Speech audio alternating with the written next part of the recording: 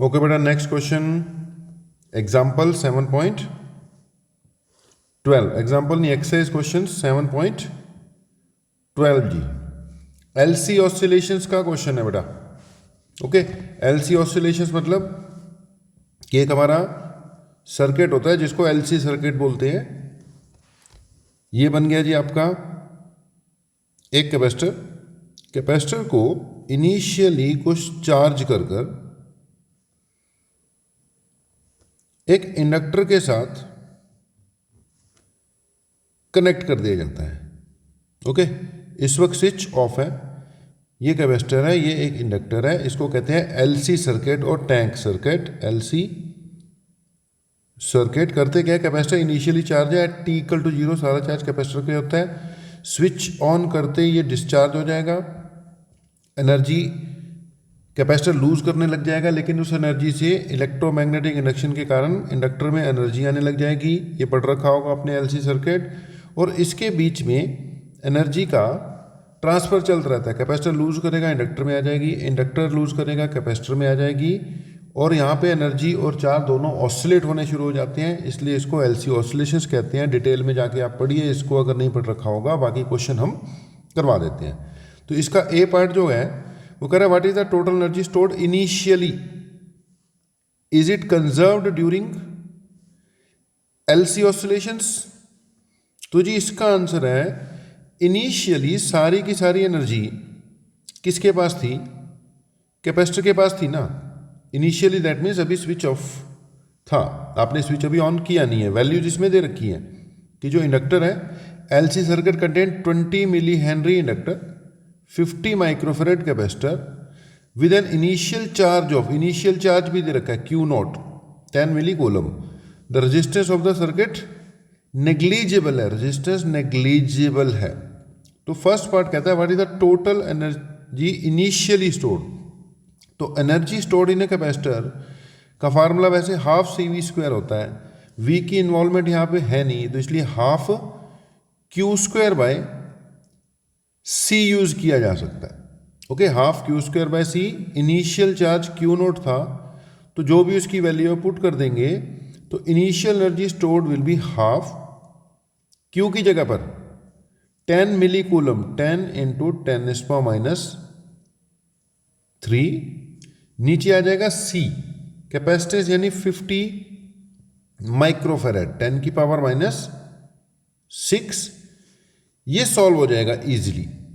अगर इसको सॉल्व कर लें आप तो सारी चीज़ें यहाँ पर कट रही हैं, ये आपका 0 हो जाएगा, ये 10⁻⁻6 है, -3 है, ऊपर जाके 10 की पावर क्या हो जाएगा 3 हो जाएगा। इसका स्क्वायर भी करना था ना, क्यू नोट का स्क्वायर है बेटा, इसका पहले क्या करेंगे स्क्वायर करेंगे, ये बाद में काटेंगे।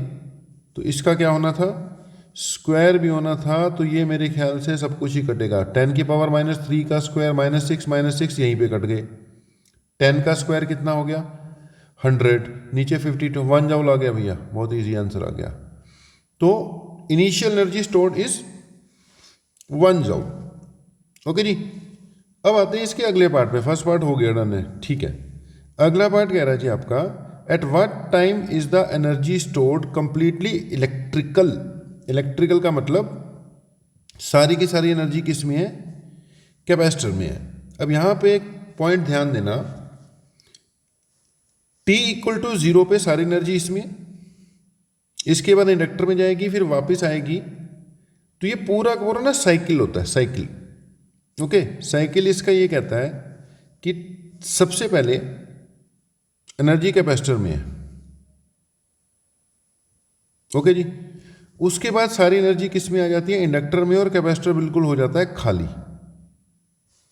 ओके, उसके बाद कैपेसिटर दोबारा चार्ज हो जाता है, लेकिन पोलैरिटी इसकी क्या हो जाएगी रिवर्स हो जाएगी। ओके, उसके बाद फिर से सारी इंडक्टर में चले जाएगी और कैपेसिटर हो जाएगा खाली। उसके बाद फिर से इंडक्टर इसको दोबारा चार्ज कर देगा और इसमें एनर्जी आ जाएगी, और ये फिर से सेम पोलैरिटी हो जाएगी। अब जब ऐसा होगा तब हम कहेंगे एक साइकिल कंप्लीट हो गया। फिलहाल बेटा आपको न्यूमेरिकल कराया जा रहा है, टॉपिक नहीं कराया जा रहा है, तो इसलिए टॉपिक का थोड़ा बहुत पार्ट आपको रिवाइज करवा रहा हूँ। ओके जी, तो ये सिचुएशन है t इक्वल टू 0 वाली। ओके, इस वक्त इंडक्टर में कितनी एनर्जी है? 0, और इसमें कितनी एनर्जी है? मैक्सिमम। इसके बाद इंडक्टर में हो जाएगी मैक्सिमम, इसमें कितनी हो जाएगी? ये t था, t इज इक्वल टू 0 पर। अब आप समझ सकते हो ओवरऑल साइकिल यहां जाके कंप्लीट होता है, तो पूरे टाइम पीरियड को हम 4 पार्ट्स में डिवाइड कर सकते हैं। ये होगा जाकर t/4 पर। ओके, इसके बाद इंडक्टर में फिर 0 हो जाएगी, इसमें फिर मैक्सिमम हो जाएगी। एनर्जी तो एनर्जी है, उसके साइन का कोई चक्कर नहीं होता, लेकिन पोलैरिटी अलग है। ये टाइम माना जाएगा आपका t/2। ओके, जैसे वेव्स में, ऑसिलेशंस में हम टोटल टाइम को 4 पार्ट्स में डिवाइड कर देते हैं ना, तो ऐसे यहाँ पर भी 4 पार्ट्स में डिवाइड किया। ये स्टार्टिंग है।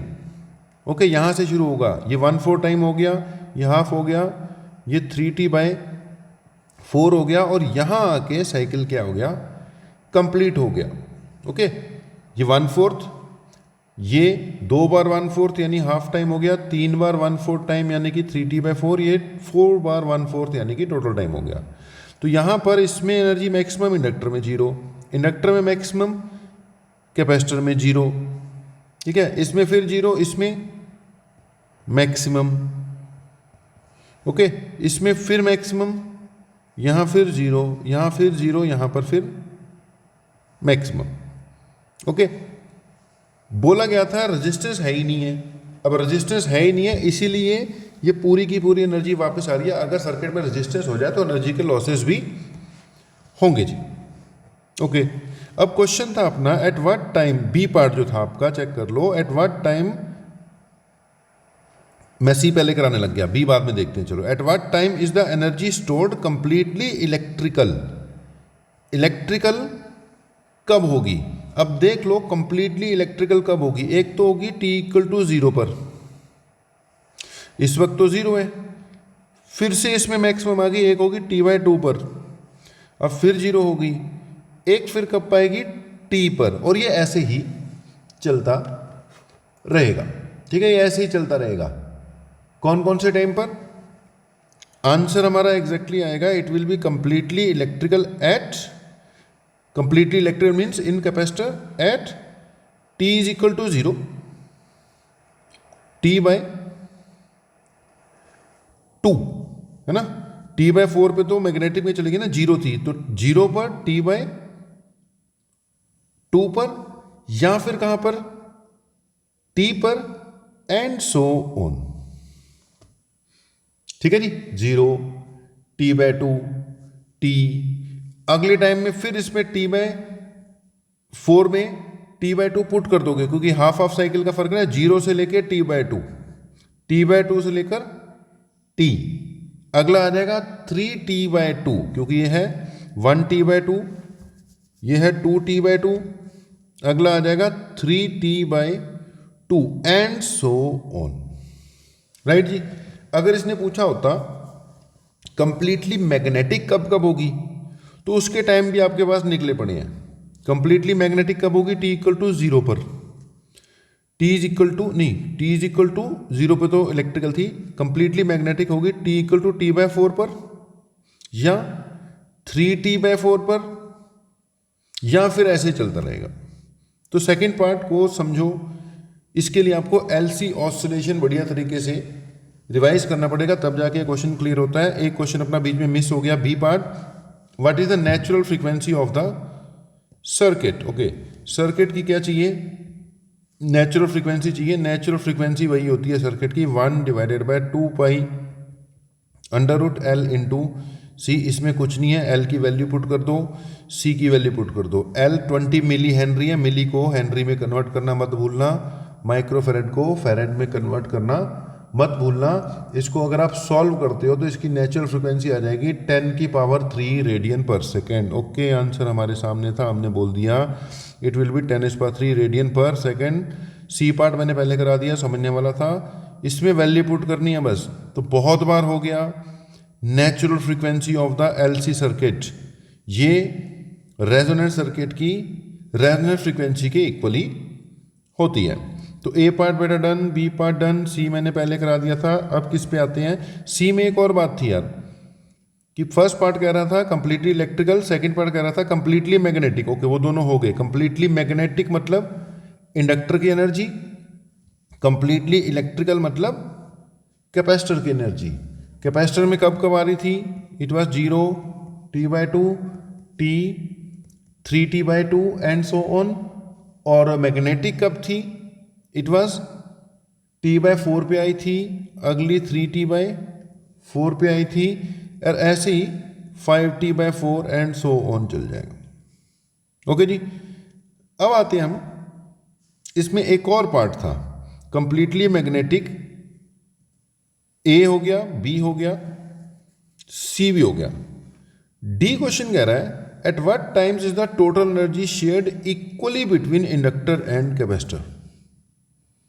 वो टाइम चाहिए हमें जब जो एनर्जी है कंप्लीटली इलेक्ट्रिकल और इक्वली शेयर हो जाएगी इलेक्ट्रिकल और मैग्नेटिक में। अब इसको भी सुन लो। अगर मान लिया जाए कि energy is equally shared between L and C, तो जाहिर सी बात है उस वक्त जो कैपेसिटर की एनर्जी है उसकी मैक्सिमम एनर्जी की क्या हो जाएगी? हाफ हो जाएगी, राइट। मैक्सिमम एनर्जी हमने निकाली थी 1 जूल, यानी कि जब इक्वली शेयर हो रही होगी कैपेसिटर के पास कितनी एनर्जी होगी? Half joule. ओके, इससे मैं एट दैट टाइम जब इक्वली शेयर हुई थी कैपेसिटर में चार्ज कितना बचेगा वो निकाल सकता हूं। तो उस वक्त कैपेसिटर पे कितना चार्ज बचेगा, हम एनर्जी का फार्मूला लगा देंगे, हाफ Q² बाय सी। यहां से Q² किसके इक्वल आ गया? 2 इंटू सी इंटू यू।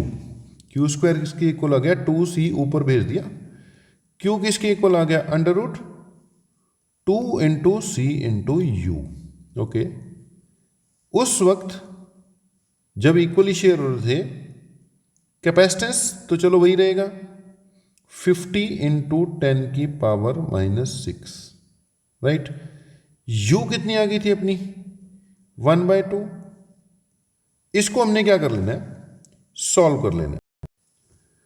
तो बेटा इसको अगर आगे सॉल्व करें तो इट विल बी √50 इंटू 10 की पावर -6।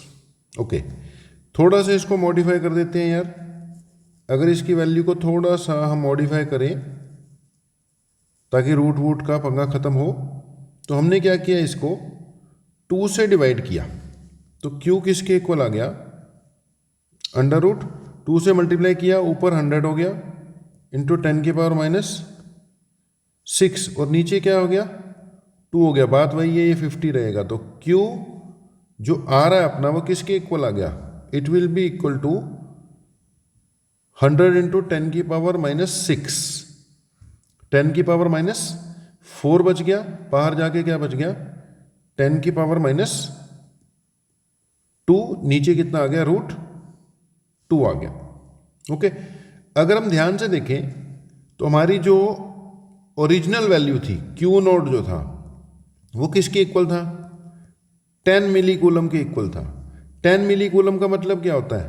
10 इंटू 10 की पावर -3 यानी 10 की पावर -2 कूलम। तो दैट मीन्स ये जो वैल्यू है 10⁻², ये किसकी वैल्यू है? इनिशियल चार्ज की। तो हम ये भी कह सकते हैं Q is equal to Q0 divided by √2 आ गया।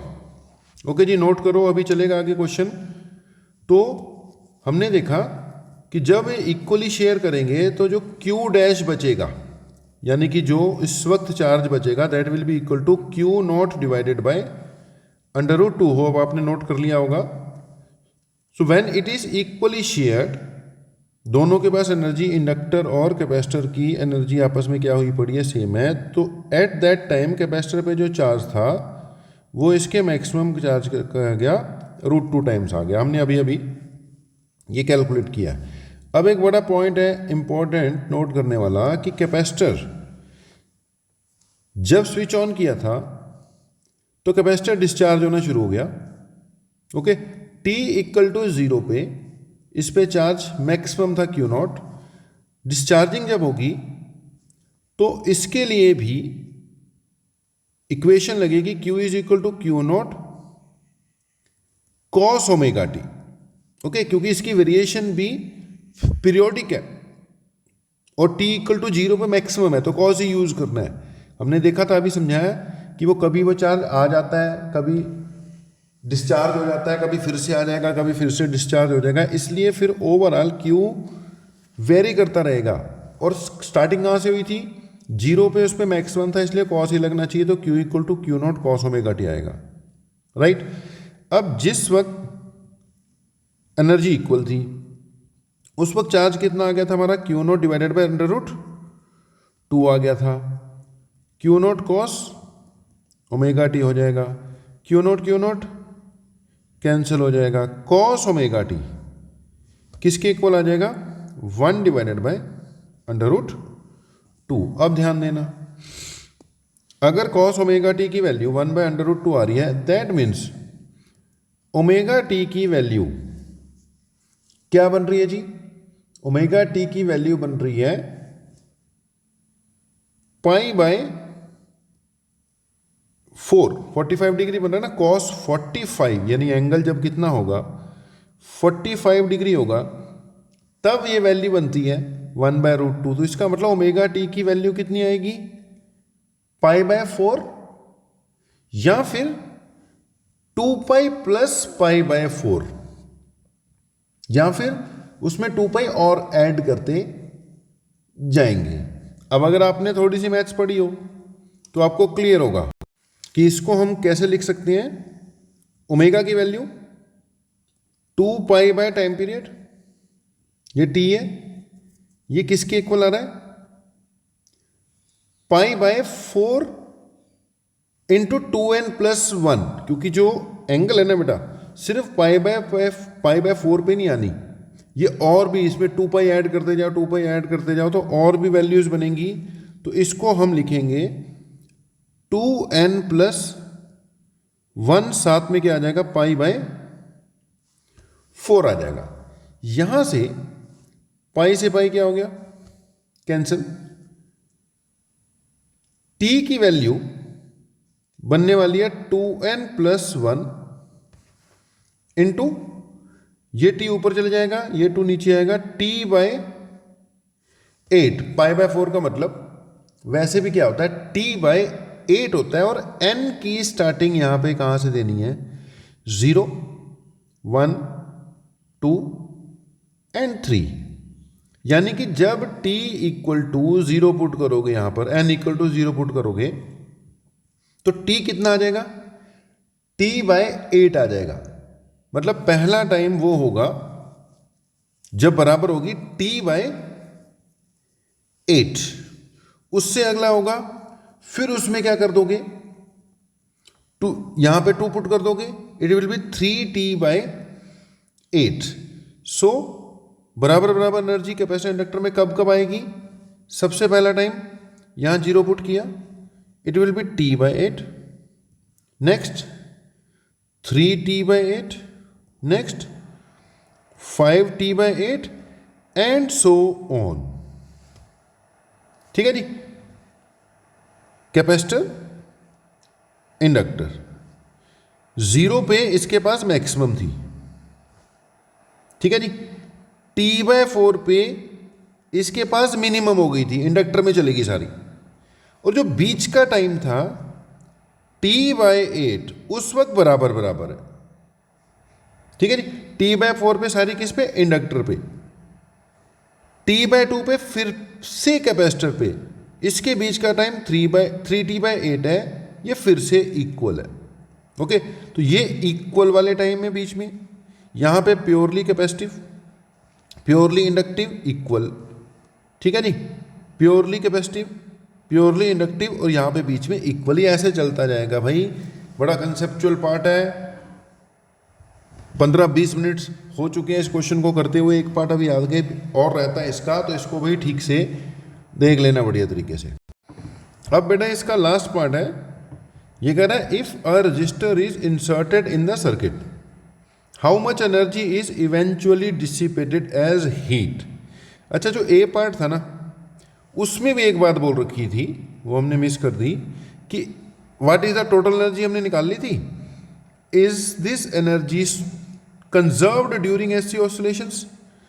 तो वहां पर ना इसने बोल रखा था resistance of the circuit is negligible, तो वहां पे तो हमारा आंसर था यस, टोटल एनर्जी क्या रहेगी, स्टोर्ड रहेगी। अब लास्ट पार्ट में इसने क्या बोल दिया है कि जी अगर हम इसमें एक रजिस्टर लगा दें, इफ रजिस्टर इज, पढ़ो इसको, if the register is inserted in the circuit how much energy is eventually dissipated. भैया अगर सर्किट में रजिस्टर लगा दिया तो अल्टीमेटली सारी की सारी एनर्जी ही क्या हो जानी है, लूज हो जानी है। हर साइकिल में थोड़ी बहुत ही एनर्जी का लॉस होगा और उसके बाद अल्टीमेटली इसकी टोटल एनर्जी लॉस हो जानी है। ये ऑसिलेशंस अगर सर्किट में रजिस्टर भी हो जाए डैम्प्ड ऑसिलेशंस कहलाती हैं। अल्टीमेटली आंसर 0 आ जाएगा, तो आंसर है कि ultimately all the energy of the circuit will be dissipated. बात खत्म। लंबा क्वेश्चन है लेकिन एलसी सर्किट का क्वेश्चन था, आ सकता है इसमें से पार्ट्स आ सकते हैं, सारा आ सकता है। एनसीईआरटी का क्वेश्चन है भैया, एनसीईआरटी तो करनी ही पड़ेगी, करो इसको।